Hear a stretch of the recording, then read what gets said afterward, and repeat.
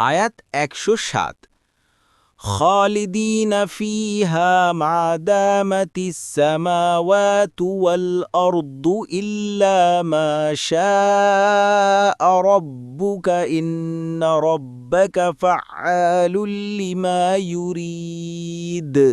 অনুবাদ: সেখানে তারা স্থায়ী হবে যতদিন আকাশমণ্ডলীয় জমিনে বিদ্যমান থাকবে, যদি না আপনার রব অনুরূপ ইচ্ছে করেন।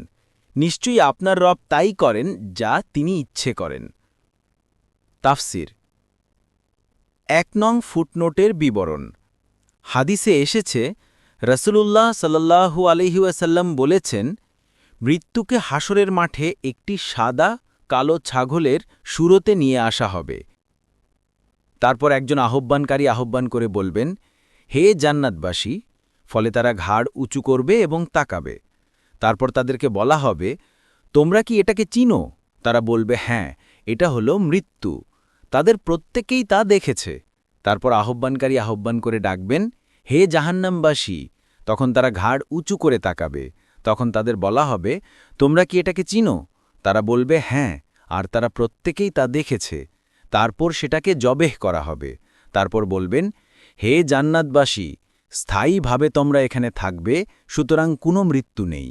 আর হে জাহান্নামবাসী, স্থায়ীভাবে এখানে থাকবে, সুতরাং কোনো মৃত্যু নেই। তারপর তিনি এই আয়াত পাঠ করলেন, তাদেরকে সতর্ক করে দিন পরিতাপের দিন সম্বন্ধে, যখন সব সিদ্ধান্ত হয়ে যাবে। এখন তারা গাফেল এবং তারা বিশ্বাস করে না। সূরা মারিয়াম ৩৯, বুখারী ৪৭৩০।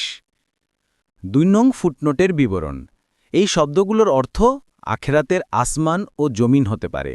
এই জন্যই হাসান বসরি বলেন, সেদিন আসমান ও জমিন তো পরিবর্তিত হবে, আর সে আসমান ও জমিন স্থায়ী হবে, তাই তাদের অবস্থারও পরিবর্তন হবে না।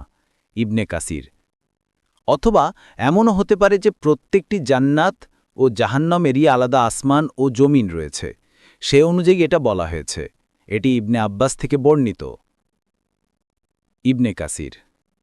অথবা এর অর্থ, যতক্ষণ আসমান আসমান থাকবে আর যতক্ষণ জমিন জমিন থাকবে, আর আখেরাতে সেটা অপরিবর্তনীয়। এটি আব্দুর রহমান ইবনে জাইদ বলেছেন। ইবনে কাসির। অথবা নিছক সাধারণ ভাগধারা হিসেবে একে চিরকালীন স্থায়িত্ব অর্থে বর্ণনা করা হয়েছে। ইবনে কাসির। ৩ নম্বর ফুটনোটের বিবরণ।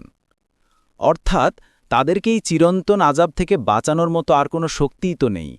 কবে আল্লাহ নিজে কিছু ইচ্ছে করেন সেটা ভিন্ন। এখানে প্রশ্ন হচ্ছে, কাফিরের আযাব তো কখনো শেষ হবে না, তাহলে এখানে ব্যতিক্রম কি হতে পারে?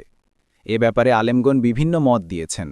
তবে সবচেয়ে গ্রহণযোগ্য মত হচ্ছে তাই, যা ইমাম ইবনে জারির তবারি সহ অধিকাংশ সত্যনিষ্ঠ আলেম গ্রহণ করেছেন। আর তা হচ্ছে, এখানে গুনাহগার ঈমানদারদের কথা বলা হয়েছে, যাদেরকে আল্লাহর অনুমতিক্রমে নবী রাসূল, ফেরেশতা ও মুমিনদের সুপারিশের মাধ্যমে আল্লাহ তাআলা জাহান্নাম থেকে বের করবেন। তারপর রহমতের মালিক আল্লাহ তাআলা নিজ হাতে এমন লোকদেরকে বের করবেন, যাদের অন্তরে সামান্যতম ঈমানও অবশিষ্ট ছিল। এ ব্যাপারে বিভিন্ন হাদিসে বিস্তারিত এসেছে। ইবনে কাসির।